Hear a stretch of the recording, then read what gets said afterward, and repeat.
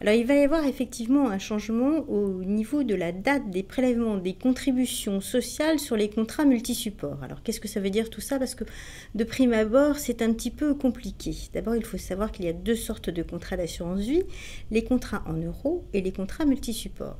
Alors dans ces contrats en euros, votre capital est garanti et ces prélèvements sociaux de 12,1%, ils sont prélevés chaque année dès l'inscription en compte des intérêts.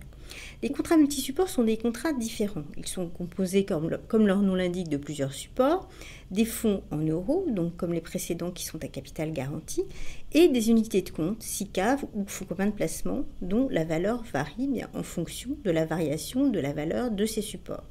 Alors pour ces contrats multisupports, eh bien les prélèvements sociaux n'étaient pas prélevés chaque année lors de l'inscription en compte des intérêts, mais lors des sorties de contrats. Donc à chaque fois que vous préleviez de l'argent sur ces contrats multisupports, eh bien ces 12,1% de prélèvements sociaux vous étaient infligés.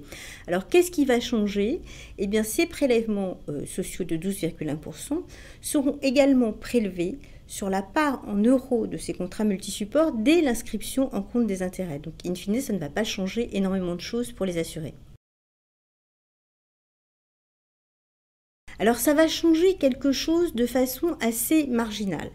Donc déjà, sur les contrats multisupports, tout va dépendre de la part que vous aurez investie en euros et de la part que vous aurez investie en unité de compte. Bon. Sur la part que vous aurez investie en euros, eh bien effectivement, ces 12,1%, au lieu d'être prélevés lors de chaque sortie, ils seront prélevés chaque année. Alors concrètement, qu'est-ce que ça va changer? Eh bien comme chaque année, vous capitalisez ces intérêts qui s'accumulent sur votre contrat d'assurance vie, eh bien chaque année, finalement, le rendement sera un tout petit peu amputé, mais ce sera quand même quelque chose d'assez faible pour vous donner une idée, sur 1000 euros, ça fera à peu près un montant de 1 euro, que de toute façon vous auriez payé à la sortie, mais reste que le rendement va être légèrement amputé chaque année.